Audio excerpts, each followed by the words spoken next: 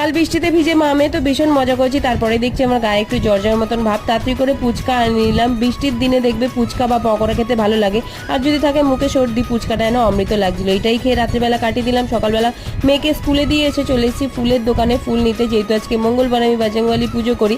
এদিকে ফুল নিতে গিয়ে দেখি ফলের দোকানে এই যে খরবুজ বিক্রি হচ্ছে, পিঙ্ক কালার একটু টাইপের দেখতে। তাড়াতাড়ি গিয়ে শ্বশুরমশাইকে বললাম, শ্বশুরমশাই আবার নিয়ে আসলো সিজনের একটা আম আর একটা খরবুজ। আমি চলে এসেছি এখন ঠাকুর ঘরে, ঠাকুরকে প্রথম সিজনের আমটা দেবো। আর কালকে অনেকেই কমেন্ট করেছে আমাদের এখানে বৃষ্টি নেই, তোমরা কোথায় থাকো কমেন্ট করে জানিও যে তোমাদের ওখানে বৃষ্টি পাওয়া যায়নি। তো এখানে দেখো ঠাকুর পুজো করা হয়ে গেছে, বাজরংবলীকেও পুজো করে দিয়েছি, শিনুকেও ভোগ দিয়ে দিয়েছি। এদিকে দেখো আমার ইয়েপিটাও হয়ে গেছে। আমি ম্যাগির থেকে ইয়েপি খেতে বেশি ভালোবাসি। ইয়েপিটা বসিয়ে গেছিলাম, এদিকে ঠাকুরের প্রসাদটা তুলে আমটা খেয়ে দেখলাম আমটা টক ছিল, তারপর ইয়েপিটা খেয়ে নিলাম।